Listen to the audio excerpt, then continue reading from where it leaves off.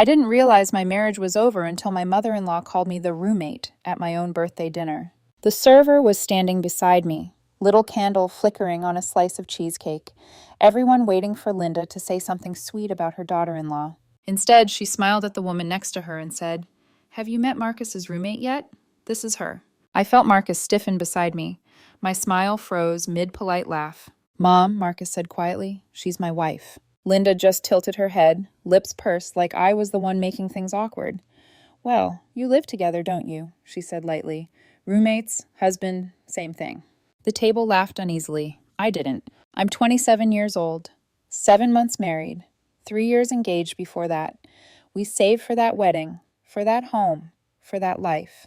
I stood in front of our friends and family and promised forever to a man who looked at me like I was his whole world. And yet on my birthday, his mother reduced me to a line on a lease. I told myself it was a weird joke, an age thing, a generational thing, anything but what it really was. 2 weeks later, she walked into my workplace. I was in the middle of cleaning a patient's teeth when the receptionist poked her head into the room. "Hey, your mother-in-law's in the waiting room. She says it's urgent." My stomach dropped so hard I could almost hear it.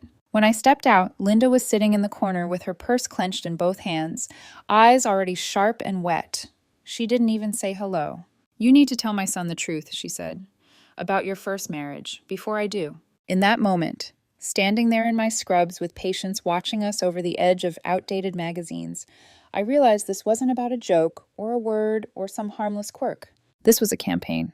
By the time I found out she had been telling Marcus I'd cheated on my ex-husband, by the time I learned she'd never even spoken to him, by the time my husband started sleeping on the edge of our bed, then on the couch, then not at home at all, the word roommate didn't feel like a mistake. It felt like a verdict. And somehow, in less than a year, his family's lie would do what distance, money, and time never could. It would turn my marriage into exactly what his mother called me, just a living arrangement.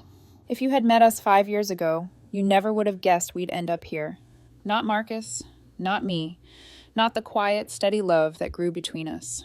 Back then, I was a 22-year-old dental hygiene student juggling long clinic hours and side jobs, exhausted but proud of finally building a life for myself.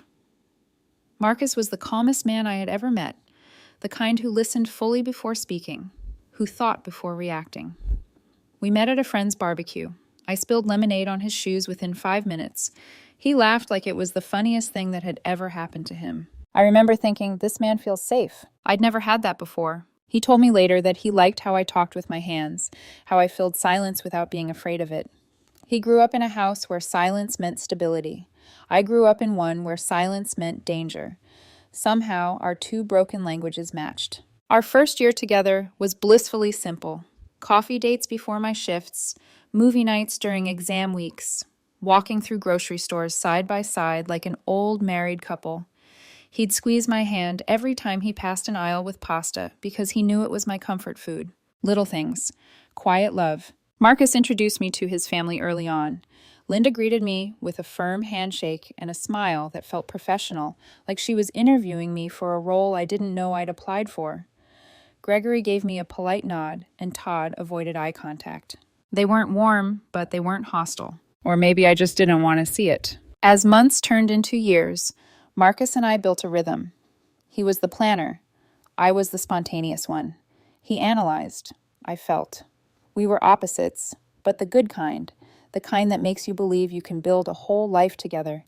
When he proposed after 2 years, it wasn't a surprise. It was a confirmation. The engagement lasted 3 years because we were determined to do things the right way, save for a house, avoid debt, build a foundation. Marcus handled spreadsheets and budgets. I worked extra hours to help cover wedding deposits. It felt like we were planning a life, not just a ceremony. And when the wedding finally came, small, intimate, imperfect in all the ways that made it ours, I cried through the whole thing. Marcus did too, though he'd deny it if you asked. His parents attended, sitting stiffly in the second row. Linda hugged Marcus tightly afterward. She hugged me too, but the pressure felt measured. Controlled, like she was performing affection rather than feeling it. A month later, I brushed it off. Love makes you generous with excuses. But the signs were there. When Marcus and I bought our first set of dishes, Linda commented, Oh, interesting choices. Not what I would have picked.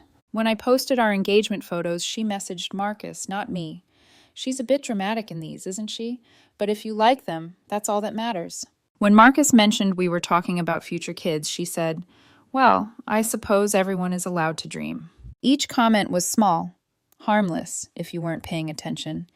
But I felt each one like a tiny snag on fabric, not enough to rip it yet, but enough to weaken it over time. Marcus brushed them off. She's just awkward. She doesn't mean anything by it. She warms up slowly. I wanted to believe him. I wanted a family that loved me, even if it took time. I never imagined the distance between us would become a wedge sharp enough to split a marriage. I never imagined the woman who shook my hand at that first barbecue would one day walk into my workplace to dismantle my life. But maybe the biggest mistake I made was assuming she ever intended to welcome me at all.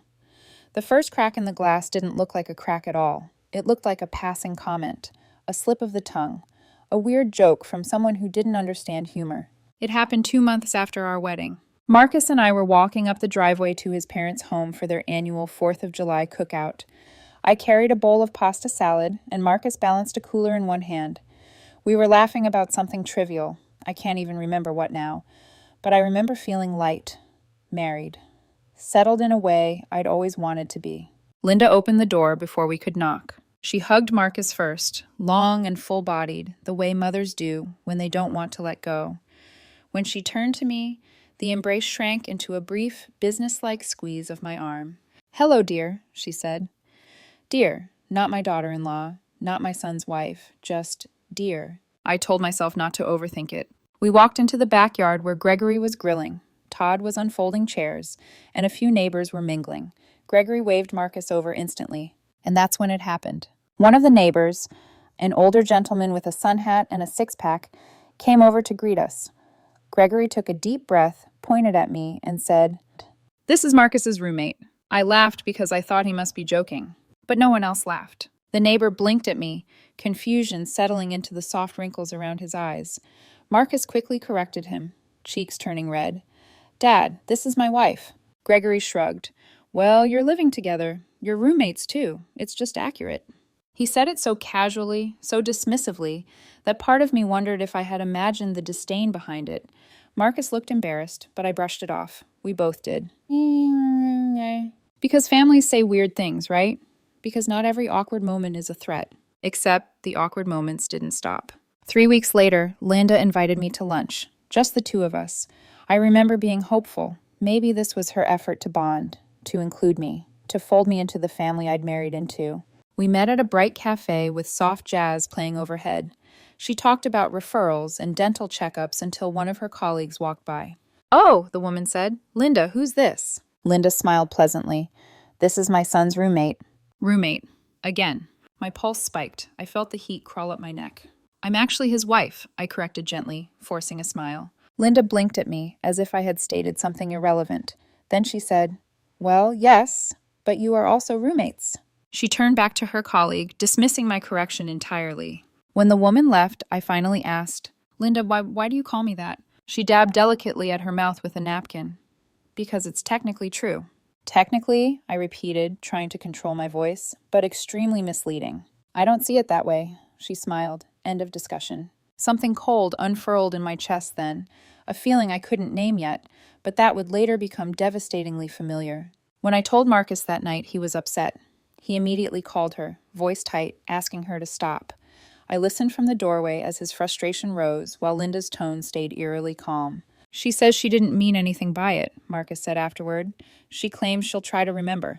But she didn't remember, or maybe she remembered exactly what she was doing. The third time, the final time before things truly ruptured, was during a family dinner with church friends present. When someone asked if either of her sons were married, Linda simply said, "No, but one of them has a roommate." And she gestured at me. That was the moment something shifted inside Marcus, too. His chair scraped violently against the floor as he stood up. His voice cracked with anger I had never heard before. But Linda didn't flinch. Todd smirked. Gregory kept eating. I realized then, painfully, slowly, that whatever this was, it wasn't misunderstanding. It was resistance. And resistance, if ignored long enough, always evolves into war. The night everything detonated didn't begin like a disaster. It began with an invitation. "Come over," Linda had said on the phone. "We should talk. I want to apologize properly." Marcus hesitated before agreeing. I remember the way he looked at me afterward, hopeful, relieved, almost childlike in his need for things to be normal again. I wanted that too. I wanted peace. I wanted a family that fit together without sharp edges. So we went. Their house looked the same as always, neat, cold, curated like a staged home on a real estate brochure. But when Linda invited us in, something in the air felt wrong, heavy, too quiet. She sat across from us on the beige couch, hands folded like she was about to deliver a eulogy. "I'm sorry," she began. "I didn't mean to upset you." But her eyes didn't match the apology. They were dry, focused, calculating. I swallowed and forced myself to ask the question that had been clawing at me for weeks. "Then why did you keep calling me Marcus's roommate?" Linda's expression tightened for half a second, a crack in the perfect porcelain mask. Then she said, "Because that's what you are." It felt like being slapped. 3 words, simple, clinical, but sharp enough to draw blood. Marcus leaned forward. "Mom, stop. She's my wife. We've talked about this." Linda didn't look at him. Her eyes stayed locked on mine, cold and unwavering. "You're his wife on paper. That doesn't mean we recognize this marriage yet." My heartbeat dropped into my stomach. "What does that mean?" I whispered. Gregory exhaled loudly, folding his arms. "We've had concerns from the beginning." "Concerns?" Marcus repeated. "Since when?" "Since always," Linda said. "We didn't think you two were compatible." She waved a hand in my direction. "Different backgrounds, different priorities. We assumed it would fall apart on its own." "So," I said slowly, "you refused to acknowledge our marriage because you disapproved?" Linda tilted her head, that same polite, almost bored expression she wore at my birthday dinner. "We weren't going to pretend something was real when we weren't sure it would last." I stared at her. "You told people your son wasn't married." She shrugged lightly. It wasn't a lie in my mind. My throat tightened. I couldn't breathe properly. "But why undermine us?" Marcus demanded. His voice was shaking. "Why try to embarrass her, us, in front of people?" Linda opened her mouth, but Gregory spoke first. "She has a past she didn't disclose." My chest went cold. Marcus froze. "Dad!" Gregory continued, eyes on me. "You were married before." "Yes," I said, my voice trembling, "and I told Marcus that years ago." Linda raised an eyebrow. "But you didn't tell him the real reason that marriage ended." The room tilted. "What?" "That you were unfaithful," she said calmly, as if reporting the weather. I felt every muscle in my body lock. "What? That's not true." "Your ex-husband said it was." "My ex-husband?" I repeated, incredulous. "You talked to him?" She nodded proudly, as if she had done something noble. "I tracked him down before the wedding. I wanted to protect my son." My mouth fell open, but no sound came out. Marcus's face had gone pale. "Show me," he said. "The messages, the screenshots. Show me what he supposedly said." Linda crossed her arms. "I didn't save them." Marcus stared at her like she had grown a second head. "You didn't save the proof?" "I know what I read," she snapped. "And I know what type of woman I will not allow into this family." My ears started ringing. "Allow?" I whispered. "You don't get to allow me into my own marriage." Linda's eyes flashed. "You brought corruption into it the moment you lied." "I never lied," I choked out. "My first marriage ended because we were too young. That's it."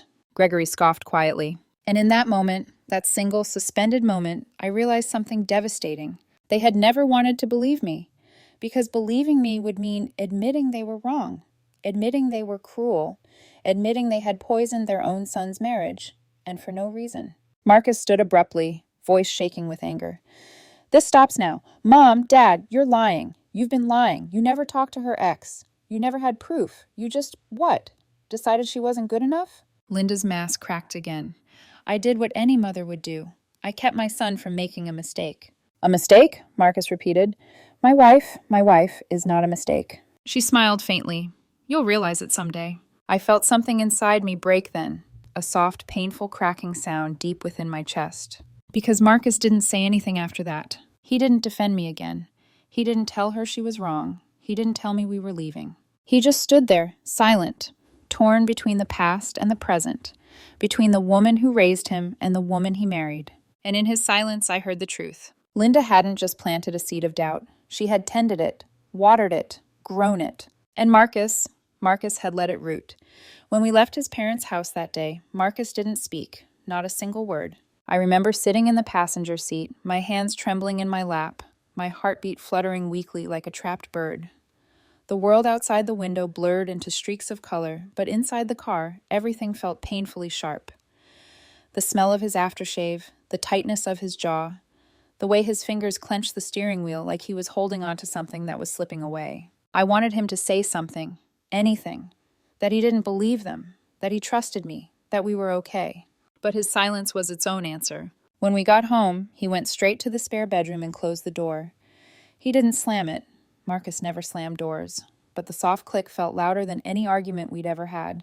I stood in the living room, keys still in my hand, for several minutes before I could force myself to move. They got to him. The thought landed heavily in my chest. Linda's lies, Gregory's cold dismissiveness, Todd's snickers. All of it had finally burrowed deep enough to make him question me. Even after I had been honest with him since the beginning. Even after he promised me my past didn't matter. Even after everything we had built. I sat on the edge of our bed and finally let myself cry. Not dramatic sobs, just quiet, exhausted tears that slid down my cheeks and disappeared into the fabric of our comforter.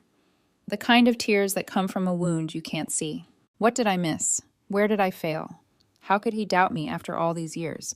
I replayed every moment of our relationship, searching for anything, a hesitation, a forgotten detail, a crack in my own story that could have been twisted by someone desperate enough to sabotage us. But there was nothing except the truth I had always told him. So why wasn't it enough? I finally knocked on the spare bedroom door around midnight. "Marcus?" I whispered. No answer. I pressed my forehead to the wood, fighting the swell of panic in my throat. "We need to talk," I said softly. "Please." After a long moment, I heard the faint rustling of sheets, and then the door opened a few inches. Marcus stood there in the dim hallway light, face pale, eyes heavy. "We're not doing this tonight," he murmured. "Marcus, your mother—" "I know," he cut in, voice thin. I can't right now." I stared at him, searching for the man who once made me feel safest in the world. But his eyes were distant, guarded, like he was already halfway gone. "Do you believe them?" I asked. The question trembled out before I could stop it. His jaw tightened. "I don't know what to believe." The words hit harder than any slap. I actually stepped back as if the air had been knocked out of my lungs. "You don't know?" I echoed. He rubbed a hand over his face. "They said they talked to your ex. They said—" "And you think I would lie to you?" My voice cracked. "After everything? After all these years?" I didn't say that. But he didn't say no either. The silence between us turned thick, suffocating, cruel. I whispered, "Why didn't you ask me? Why didn't you come to me first before you started doubting?" He swallowed, eyes dropping to the floor. "Because I didn't want it to be true." Didn't want it to be true. Not "I know it isn't true." Not "I trust you." This was worse. This was him admitting the seed had taken root and grown into something he couldn't ignore. I felt something inside me fracture. "Marcus," I whispered, "I told you everything about my past. I've never hidden anything from you." He finally looked at me, and I saw guilt, confusion, fear, but not certainty, not conviction, not the trust that should have been the foundation of our marriage. "I just need time to think," he said. Time, siam, distance. Words people use when they're slipping away, but don't want to admit it yet. I nodded, even though it felt like betrayal. "Okay," I whispered. "If you need time, take it." He shut the door again. This time the click felt final. That night, I lay in our bed alone, staring at the ceiling, listening to the muffled sounds of Marcus moving restlessly in the next room. I kept waiting to hear the door open, for him to crawl into bed beside me, to wrap his arm around me like he used to when he sensed something was wrong. But the door stayed closed. And with the first light of morning creeping into our room, I realized something heartbreaking. The fight wasn't between me and his family anymore. It was between me and the doubt they had planted in him. And I was losing. For the next several weeks, our home became unrecognizable. Marcus wasn't angry. He wasn't cruel. He wasn't yelling or accusing me outright. What he was absent. His body was in the house, but his mind was somewhere else entirely, replaying Linda's lies, Gregory's insinuations, Todd's smug looks. Doubt was eating him alive, and the worst part was he wouldn't let me help him fight it. He'd come home from work, hang his bag on the hook, murmur a soft, "Hey," and then go straight to his computer. No kiss on the cheek, no asking me about my day, no shared dinners filled with laughter like before. We didn't fight, we didn't talk, we didn't touch. Silence replaced everything we used to be. Every day, I'd watch him slip a little further away, like sand falling grain by grain through my fingers, no matter how tightly I tried to hold on. And then Linda escalated. It happened on a Wednesday afternoon. I was mid-appointment with a patient when my receptionist ran in. Your mother-in-law is here," she whispered nervously. I froze. I literally froze with a suction tool in my hand. "She says it's urgent," the receptionist added. I finished with the patient as professionally as I could, my hands steady, even though my heart was thrashing like a trapped animal. Then I stepped out into the waiting room. Linda stood there clutching her purse, eyes red as if she'd been crying, but her posture stiff, rehearsed, calculated. She didn't even give me time to breathe. "We need to talk," she said. "No," I answered immediately. "Leave." Her lips twitched. "I am not leaving until—" "You are leaving," I said louder, aware of the watching patients. "This is my workplace." She ignored me completely. "Marcus isn't speaking to me," she said, voice rising. "He thinks I lied. You need to convince him I didn't." I laughed, a broken, humorless sound. "You did lie." "I shared concerns," she insisted. "Any good mother would." "You fabricated a story about me cheating in a marriage you know nothing about," I snapped. Her voice lowered into something venomous. "Well, you're being defensive. That tells me everything." I felt my stomach twist in rage and disbelief. Before I could reply, my boss came out from the back, arms crossed. "Ma'am, you need to leave immediately, or I will contact security." Linda blinked as if shocked that consequences actually existed for her. "Unbelievable," she hissed at me. "You've turned my son against me, and you still pretend you're innocent?" "I'm not pretending," I whispered. "I am innocent, and you know it." She stormed out, heels clicking sharply on the floor. I trembled for 10 minutes in the bathroom afterward. My boss asked if I wanted to go home, but I forced myself to finish the day. I didn't want Linda to win, not even a small victory. That night, when I told Marcus what happened, he finally snapped. Not at me, at her. He called Linda and left a voicemail so cold I barely recognized his voice. "If you ever show up at her workplace again, I will file a restraining order." Less than 5 minutes later, Linda called back sobbing, insisting she didn't understand why he was doing this. Marcus didn't answer. Then Gregory called the next day, furious. "You owe your mother an apology." Marcus laughed bitterly. "She harassed my wife at her job." "She was trying to talk," Gregory said dismissively. "You and your wife are blowing things out of proportion." Marcus hung up on him. 2 days later, Todd came to our house. We didn't invite him. Marcus opened the door and Todd pushed past him. "What the hell is wrong with you two?" he demanded. "Mom hasn't slept in days. She's devastated." I stepped into the hallway. "Get out." Todd ignored me completely. "You're tearing the family apart over nothing." "Nothing?" Marcus asked. "Mom lied. Dad enabled it. You mocked my wife at dinner." Todd scoffed. "She probably did cheat on her ex. Why else would Mom say it?" I took a step forward. "You don't get to talk about my past when you know nothing about it."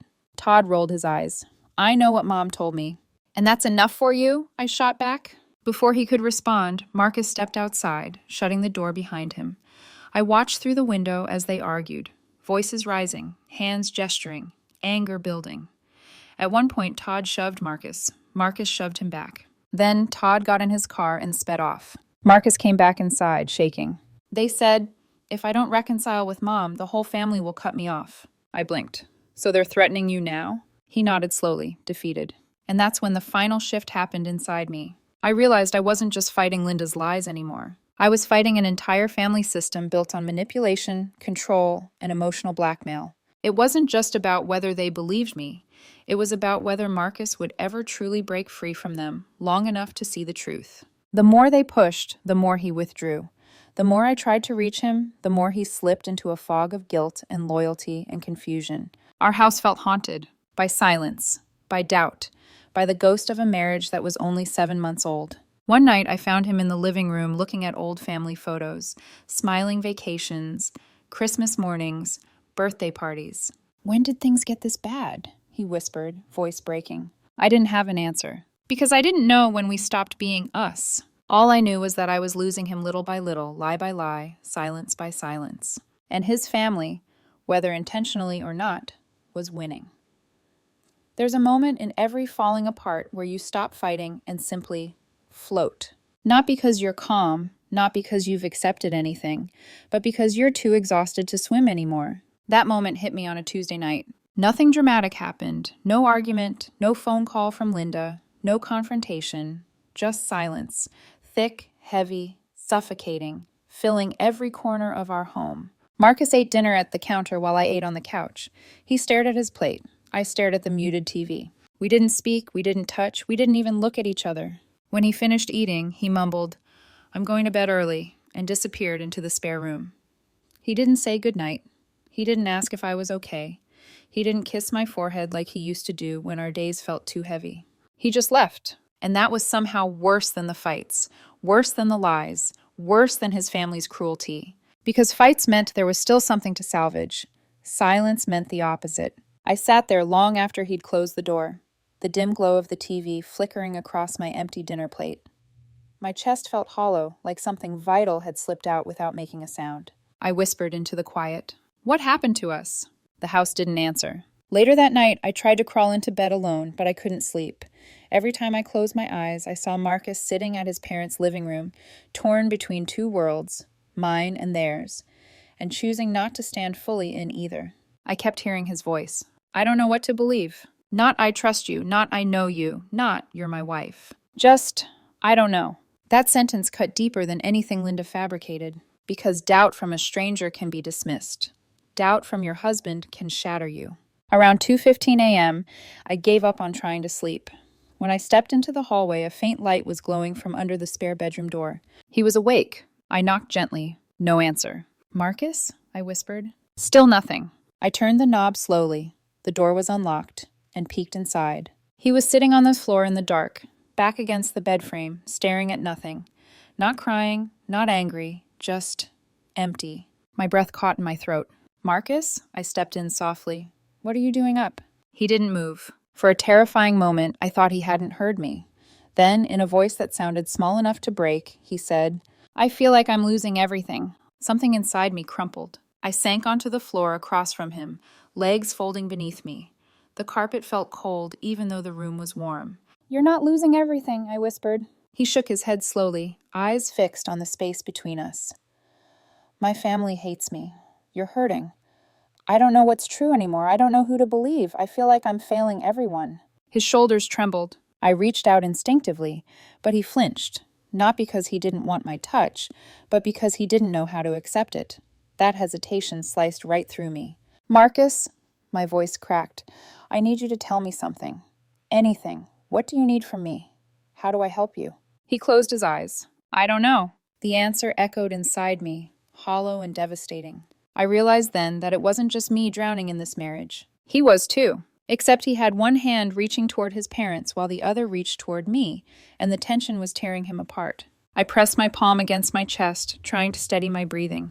"Do you regret marrying me?" I asked softly. He opened his eyes, and for a split second I saw something raw in them. Fear, maybe, or guilt, or the ghost of an answer he didn't want to say out loud. "No," he whispered, "I don't regret it." But regret wasn't the question. The real question was whether he still believed in us. I swallowed hard. "Do you think your parents are right about me?" His silence was the longest and loudest it had ever been. And then he said it, the sentence that would haunt me. "I don't know anymore." I felt physically ill, like the floor had disappeared beneath me. Because if the man who loved me couldn't see through his mother's lies, if he couldn't find his way back to trusting me, then maybe love wasn't enough. I stood slowly. "I'm going to bed," I whispered. "Okay," he said without looking up. As I walked back to our bedroom, our bed, our life, our fragile little world cracking beneath each step, I realized the dark moment wasn't when his mother lied. It wasn't when she called me a roommate. It wasn't when she harassed me at work. The true dark moment was this. The person I needed most wasn't standing with me anymore. I climbed under the covers and curled into myself, no longer fighting the tears. Because for the first time, I wasn't afraid of his mother destroying my marriage. I was afraid she already had. The shift, the real shift, came quietly. Not with a fight, not with a confrontation, not with a dramatic reveal. It came at 2 a.m., 2 weeks after that night on the floor, when Marcus finally confessed the truth he'd been holding on to like a stone tied around his neck. I woke up to the sound of a cabinet door closing in the kitchen. Soft, careful, almost apologetic. I found him sitting at the table in the dark, the glow from the oven clock washing him in faint green light. His eyes were red, exhausted, hollow. "Marcus," I whispered, "what's wrong?" He didn't answer right away. He stared at the table like something on its surface might save him. Then he said, voice rough, "I lied to you. My whole body tensed. About what? About why my parents won't accept us. Why they call you roommate. Why mom did all of this. He swallowed hard, Adam's apple bobbing. I've known the truth for months. I sank into a chair, heartbeat thundering in my ears. What truth? He finally looked up, and in his eyes I saw shame so deep it almost softened my anger. Almost. He exhaled shakily. Mom never talked to your ex-husband. My breath caught. She admitted it to me before the wedding, he continued. She told me she didn't think we should get married because she found out you cheated. When I asked to see proof, she said she didn't save the messages. He rubbed his forehead, eyes squeezing shut. I didn't believe her. I told her it didn't matter. I told her I trusted you. But after the wedding, she kept bringing it up, hinting, questioning, planting things. He looked broken when he said it. She made me doubt you, and I let her. A cold, hollow ache spread through my chest. You let her, I repeated softly. I'm sorry, he whispered. I am so sorry. I didn't speak, I didn't yell, I didn't cry. I just felt something quietly harden inside me, not out of cruelty, but self-preservation. Marcus wasn't my enemy, but he had left the door open for one. He continued. Tonight, I called my father. I asked him again for the details. I asked him to prove Mom ever contacted your ex, and he broke. What do you mean? He admitted everything. Mom lied. She made the whole thing up because she didn't want me marrying you, and he went along with it because it was easier than fighting her. A long, heavy silence stretched between us. Gregory, the quiet man who never spoke, had finally told the truth. Then, Marcus said, voice trembling, Dad told me something else, something worse. My stomach tightened. What? He said Mom's getting worse, obsessed, controlling, fixated on protecting the family. She told him she was going to hire a private investigator to follow you, to find proof you were unfaithful. I stared at him, stunned. She was going to stalk me? I whispered. He nodded miserably. That was the moment the fog lifted. My fear didn't lift. My heartbreak didn't lift. My anger didn't lift. But the fog, the cloud of confusion and chaos and emotional manipulation, finally parted. What remained was clarity so sharp it hurt. I could no longer fight both his family and his uncertainty. I could not keep bleeding for a man who hadn't stopped the cut when he had the chance. I could not protect a marriage I was carrying alone. I sat back slowly, exhaling. Marcus, I said, voice calm and steady, I love you. I chose you. But I will not keep choosing a version of us where I'm the only one fighting. His face crumpled. I am fighting. I'm trying. You're trying now, I said gently, after months of silence, after letting their lies root, after watching me fall apart alone. He opened his mouth, then closed it, because he knew it was true. For the first time since this nightmare began, I felt myself step out of the role of the woman begging to be believed, and into the role of a woman who knew her worth. I can forgive your mother, I said. I can even forgive your father. But I don't know if I can forgive what their lies did to us, what you let happen to us. He shook his head, tears slipping down his cheeks. Please don't give up on me, he whispered. Tell me how to fix this. Tell me what to do. I looked at him. The man I married, the man I loved, the man who had failed me when I needed him most. I can't tell you what to do, I said softly. This time, you have to decide for yourself. For the first time, the weight of our survival shifted from my shoulders to his. That was the turning point. Not because he suddenly became the man I married again. Not because his mother stopped. Not because everything magically healed.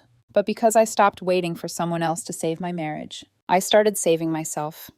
Fallout doesn't arrive all at once. It arrives in small collapses, quiet, inevitable, like cracks spreading through a foundation already weakened beyond repair. For Marcus, the collapse began with one phone call. Gregory reached out first, not to apologize, not to take responsibility, but to warn Marcus. Your mother is talking about hiring a private investigator, Gregory said.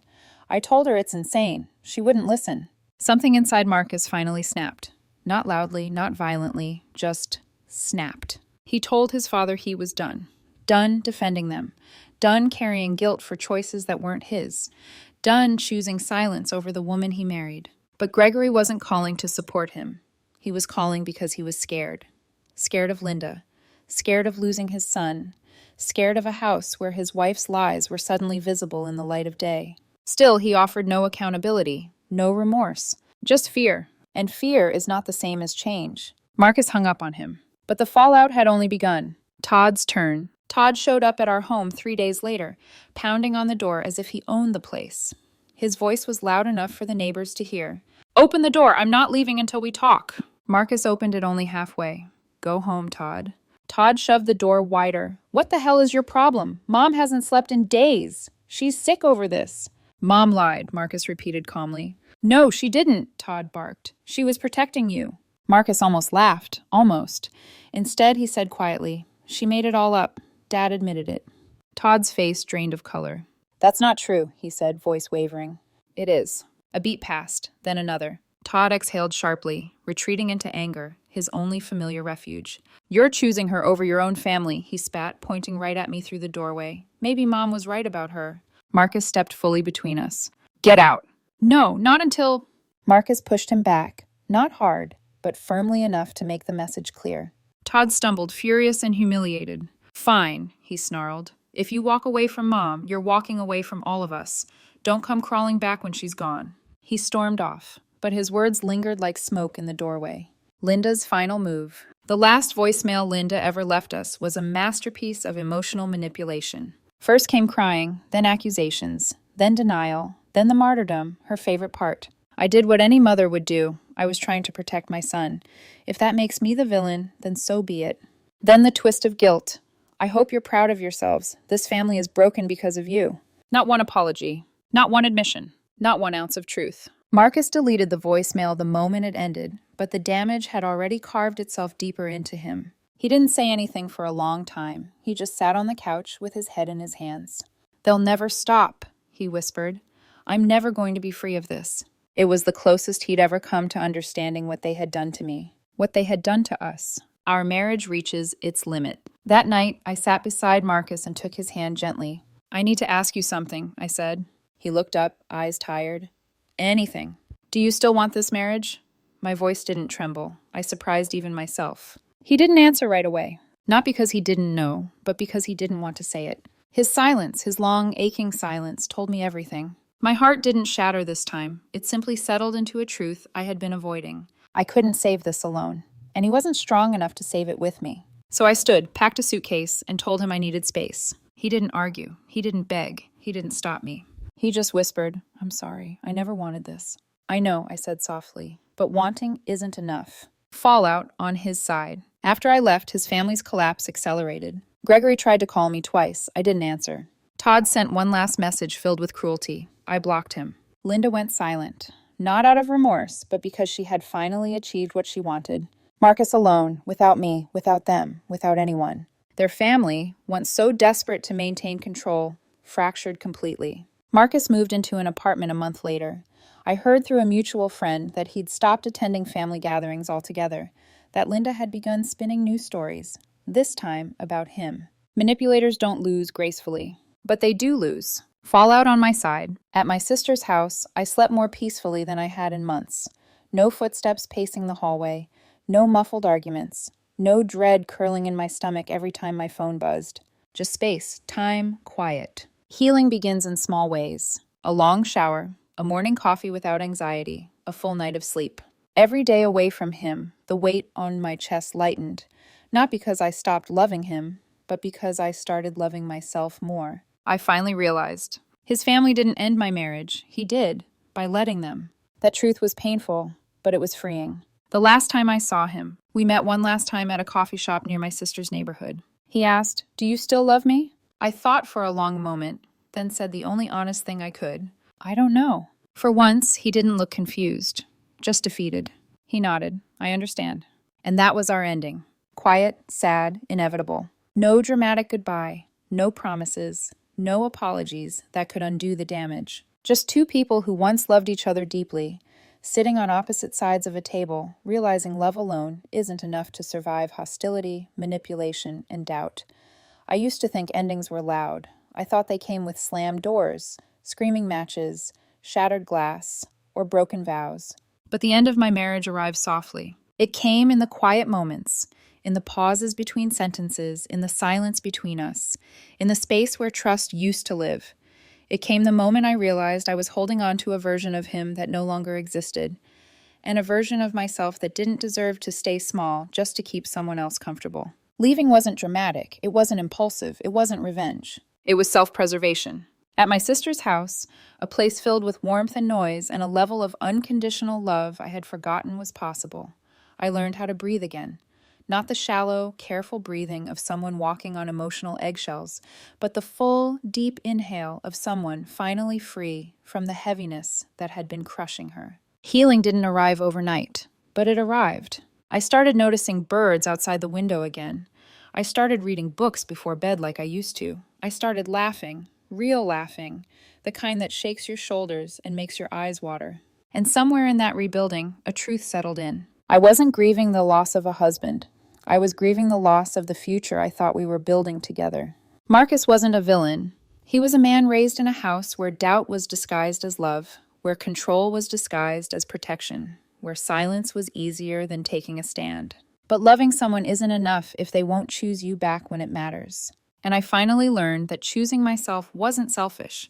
It was essential. If you're watching this, if you've ever stayed too long in a place where your worth was questioned, where your voice was dismissed, where your truth was doubted, hear me. You don't have to prove your value to people who benefit from pretending you don't have any. You don't have to shrink yourself to fit into spaces that were never built to hold you. You don't have to fight alone for a love that should have fought for you too. Sometimes the bravest thing you can do is walk away, not to give up, but to grow up. My marriage didn't survive, but I did, and that's the ending I choose to carry with me. Not the loss, not the betrayal, not the lies whispered by people who never knew me. But the lesson: you can lose a relationship and still find yourself. You can lose the life you planned and still build one that's better. And you can walk away from the wrong family to make room for the right future. The story is over, but my life isn't. It's just beginning.